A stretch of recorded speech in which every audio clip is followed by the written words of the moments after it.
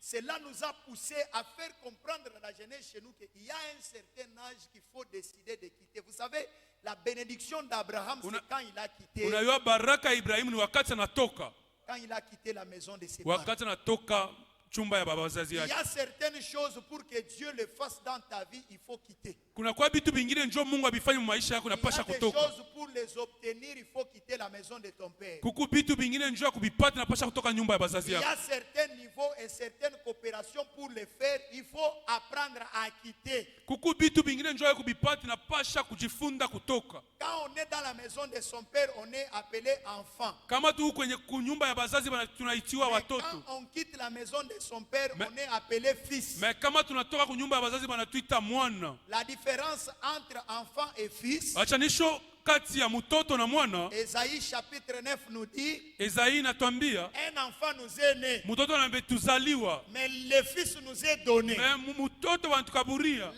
est né pourquoi? Parce que l'enfant, on prend soin de lui. Mais le fils, on ne prend pas soin de lui. Amen.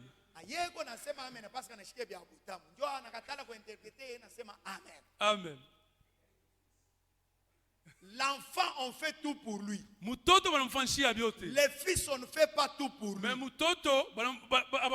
C'est pourquoi la Bible nous dit qu'il était capable de donner sa vie et de reprendre sa vie.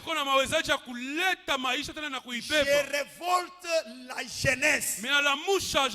Pas à la libertinage, mais à une liberté de ne pas être esclave. Esclave. Shekinah a besoin de personnes libres pour que Shekinah puisse se développer.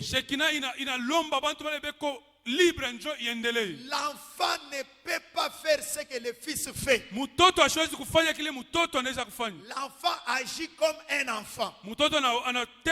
C'est pourquoi la Bible me dit, quand nous étions des enfants, nous agissons comme des enfants. Et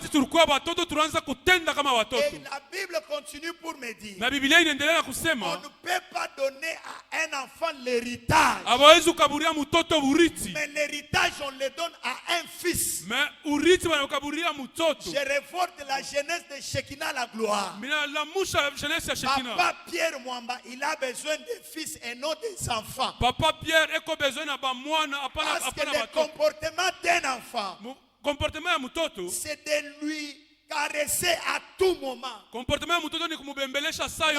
quand il fait le mal, il faut lui dire que ce que tu as fait, c'est un mal. Mais le fils, il ne fait le mal et il reconnaît que j'ai fait le mal. Luc me dit ceci. Il y a un fils prodigue. On n'appelle pas enfant. On l'appelle fils prodigue.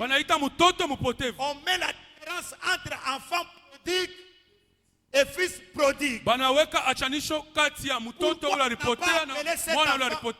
Pourquoi on n'a pas appelé cet enfant enfant prodigue, mais on l'appelle fils prodigue? C'est-à-dire, il avait la capacité de réclamer, d'aller dépenser, de revenir à lui-même et de rentrer. C'est ça les capacités d'un fils. Le fix a la liberté. Et cette liberté attache le fils à son père. La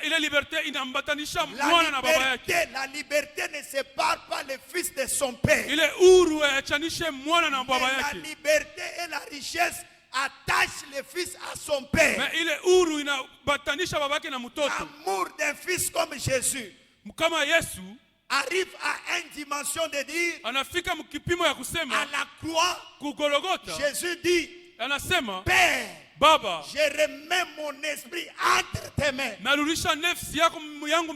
C'est-à-dire, le fils a la capacité de retourner tout ce qui lui appartient au Père. Et vite